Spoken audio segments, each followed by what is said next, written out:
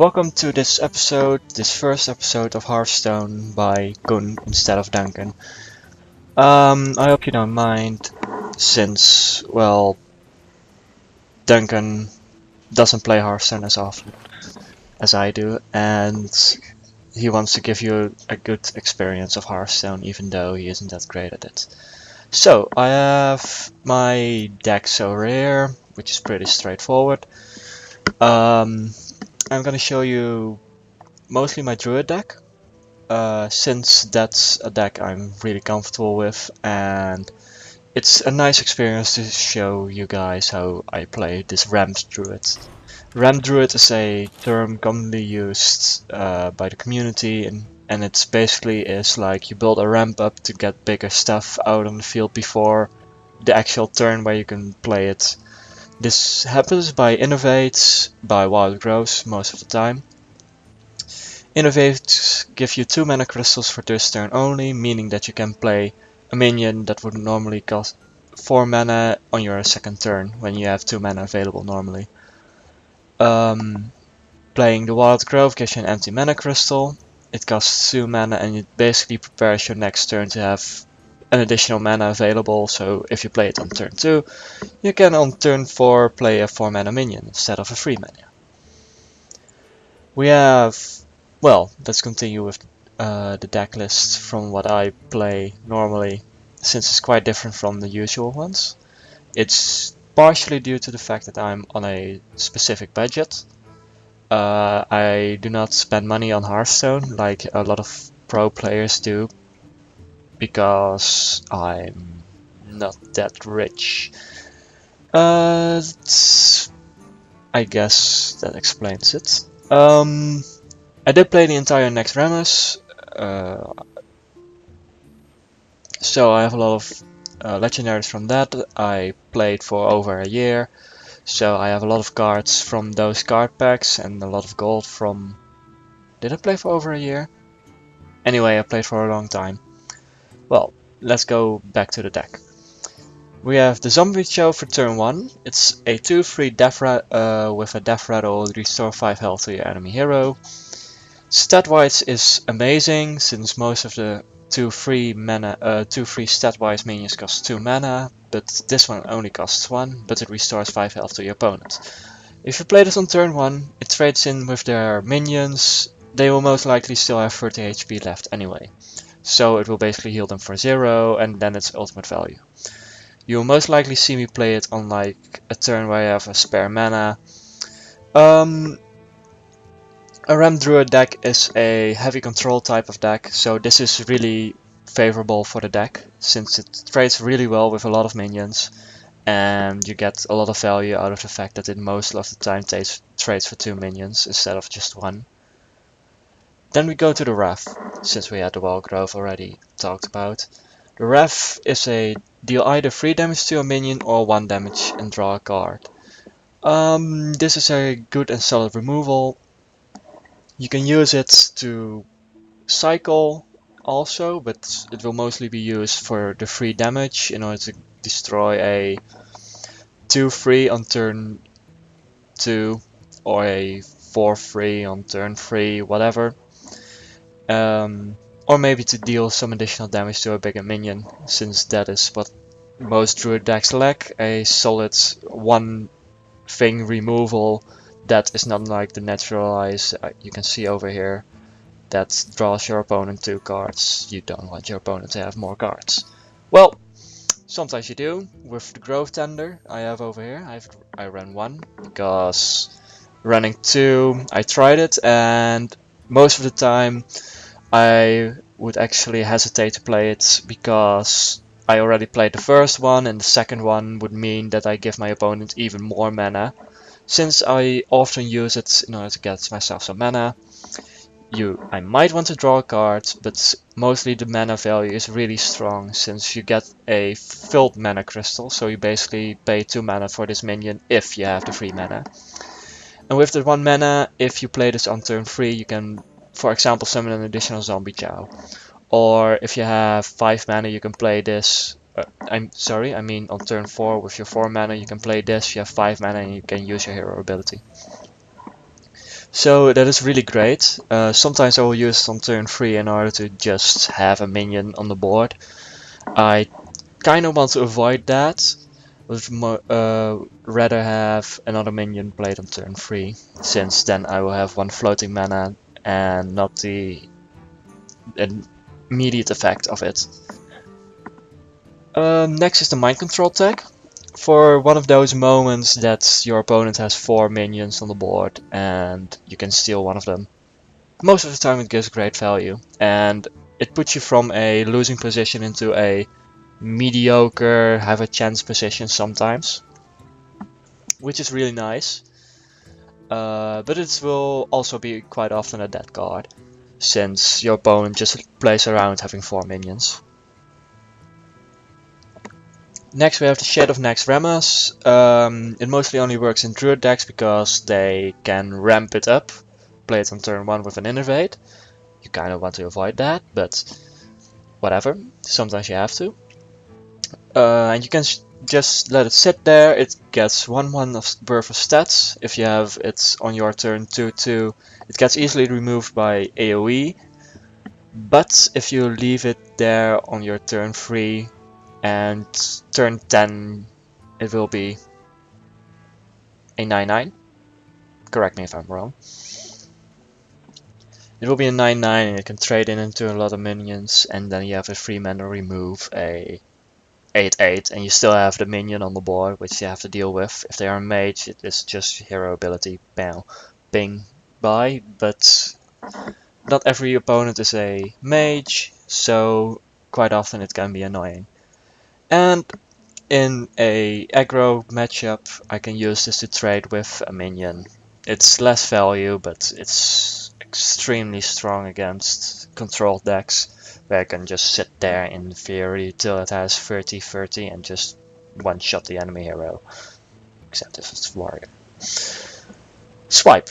One of the only AoE removals of the druid. It is 4 damage to a single target and 1 damage to all other targets, meaning that if you have 1/4/4 and like 3 2/1s on the opponent's field, you can instantly wipe the entire field. But if you don't, well, you can also use it just on his face if he has a lot of 1/1s. I will most likely also use it to deal with a less health minion, but just because of the math and stuff I have on the board / in my hand. And it's basically one of the strongest cards the druid has, since 4 damage and 1 damage to all other minions is extremely powerful. Especially if you would combine it with spell damage, which is not that much available in the deck. It will be at the Azure Drake, which we will be getting later, since now it's the Keep of the Grove. An extremely value minion with either deal 2 damage or silence a minion. In the opponent's aggro decks, you want to use 2 damage in order to kill a minion, getting a 4/4 worth of damage, maybe even more worth of value. You can use it on the opponent's face if you need 2 more damage to the face. Or you can silence in a control matchup a bigger minion that is really annoying if it's not silenced and dies with a nice for them death rattle and a bad for you. I have 1 Sentient Shieldmaster. They are really strong. For 4 mana you have a 3/5 with taunt. This deck runs a lot of taunt, as you might see in the future of my deck explaining. This is mostly because aggro decks are a thing, and the druid has so many strong taunt cards, one way or another, that you just run them anyway, even though they have reduced stats because of the value of taunt. But you just run them and you don't die, and you drag out the game so long that the opponent just runs out of ways to deal with your minions and they just ran over their lawn. Then we have one of the not so common cards of not so commonly used cards of the druid, the Starfall. I personally like it a lot to have the availability of dealing either 5 damage to 1 single minion or 2 damage to all minions. You can compare it to a little bit more evenly spread swipe with 2 damage. Sometimes you just need that 1 extra damage on a lot of minions. And you can compare it to the card Starfire, deal 5 damage to our card. This card is, in comparison with Starfall, 1 more mana, but it draws you a new card. But it doesn't have the flexibility of choosing.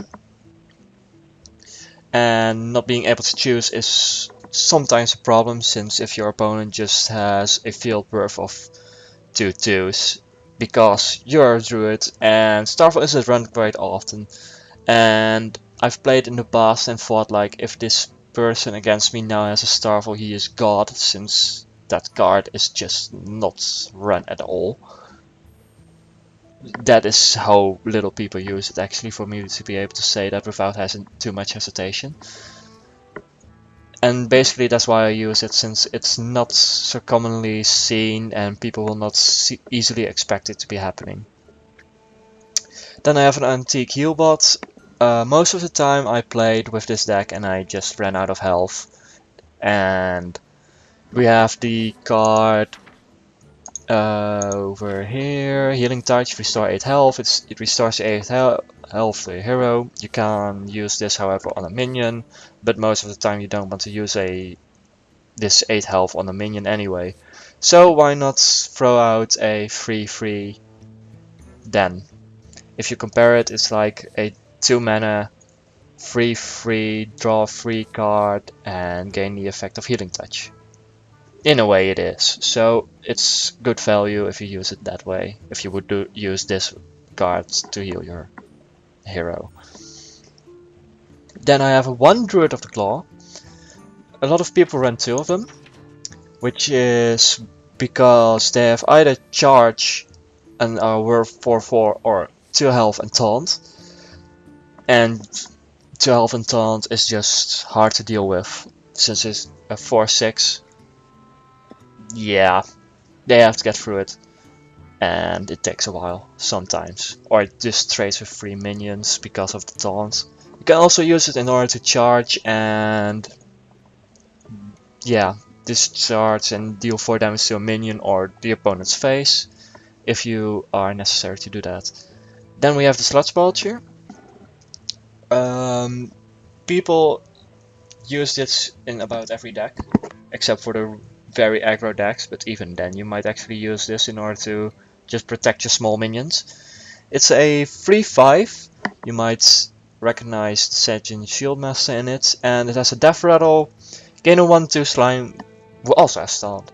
The thing about the Sludge Vulture is you often don't have the availability to do good math on it, since it's at turn 5 and you might actually have to use 7 points worth of damage to kill the Sludge Vulture itself, and then the slime will have to be killed with a 3/2. So it might actually absorb more health than it actually has, far more, and with 3 damage you can actually hurt the things that touch it. So that's why I have 2 of them instead of 2 Druids of the Claw, since even though they have a better flexibility, this is just more life-saving than the Druid of the Claw. I kinda like using the golden cards if I have them available, just because shininess. And I probably missed like the Innovate, because I have only got 1. I don't want to use cards that I have both golden and I need 1 of those and 1 of those, and nah, that's not. Back to the Ancient of Lore. The Ancient of Lore is good value because it draws you 2 cards and you have worth of 5/5. Drawing 2 cards is for the mage spell Arcane Intellect, it's 3 mana, draw 2 cards. This, however, is 4 more mana. It's a 4 mana 5/5. And if you look at the Yeti, it's a 4 mana 4/5. And it doesn't even have anything here. Yeah, the Mechanical Yeti does, but it gives each player a spare part. It's a new mech thing. Anyway, It's extremely good value if you draw 2 cards out of it. If you restore 5 health, it is also really good value, since you desperately need the value out of that health then, since 8 health restorance by this might not be enough against some aggro decks, or even control decks.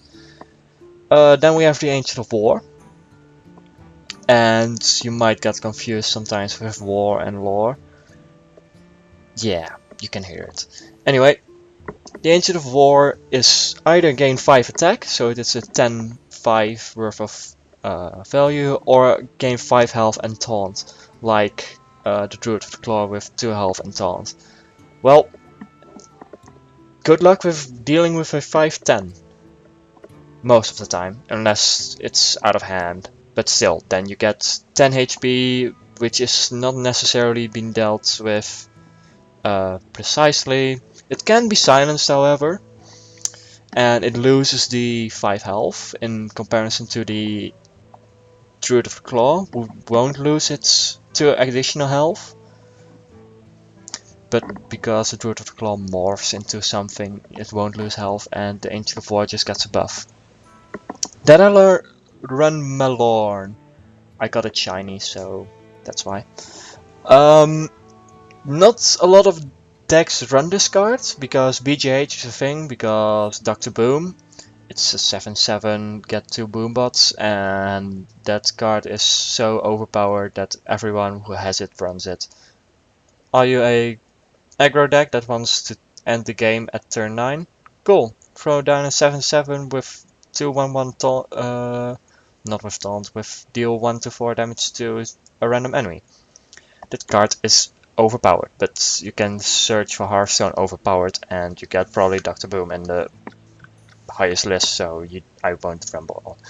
Malorn is one of the reasons my deck works.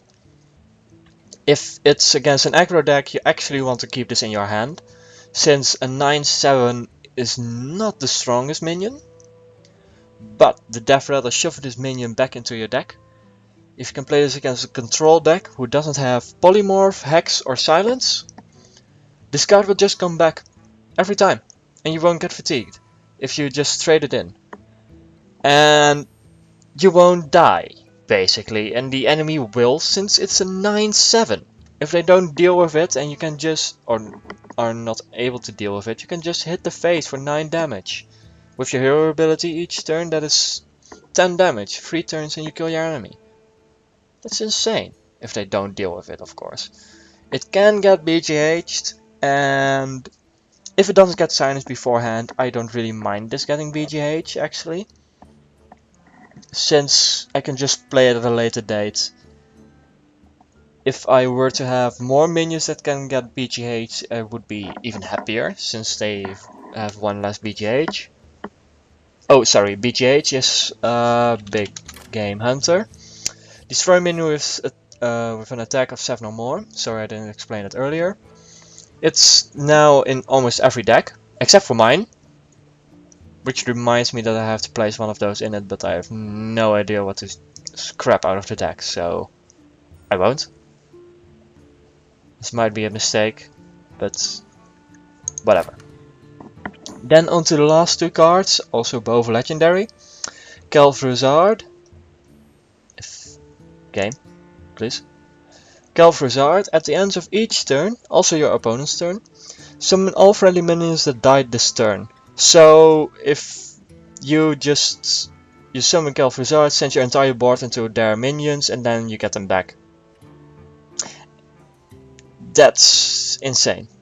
Calvruzard is also called the game ending card, since if you play it and you just trade away your entire board and you get your entire board back, they can never come back from the game. Or if you play it, you instantly lose because it's 8 mana, 6/8. It cannot get BGH'd, but it can be dealt with quite easily. Because yeah, 6/8 worth of stats is not a lot. But combine these two, and you can get an entire board filled with Malorn, since they will both get shuffled back into your deck, and you will summon a new Malorn at the end of your turn. And this combination has actually won me the game twice. By the way, my record of playing Milorn is 8. I've played Milorn 8 times the same game. Imagine how long that game would have taken. And then my last card is Jussara. It's a big card, gets a dream card each turn. Dream cards are not able to be shown. You just have to believe me that they are quite often quite good. They just give you flexibility, and Jussara is a 4/12. It's annoying to deal with most of the time, and it can trade into minions without dying quite often. And I basically don't have a better card to place in this spot, since this is the first legendary that I crafted. And well, I use it in a lot of control decks, since that is my preference style of playing. Well, at this point I've been recording for almost 20 minutes. Let's go for a game. Really good? Yes, Duncan. Yes. Can you imagine just like this map during the night yeah. on Hell on Earth? Well, I've Koen! You son of a bitch! You son of a bitch! Since that's a deck I'm really comfortable with, and it's a nice experience to show you guys how I play this Ram's Druid. So I'll just trade this in, attack his face, and float 8 mana. Yes. I will float 8 mana. It's too bad, but I cannot really play anything. Damn it!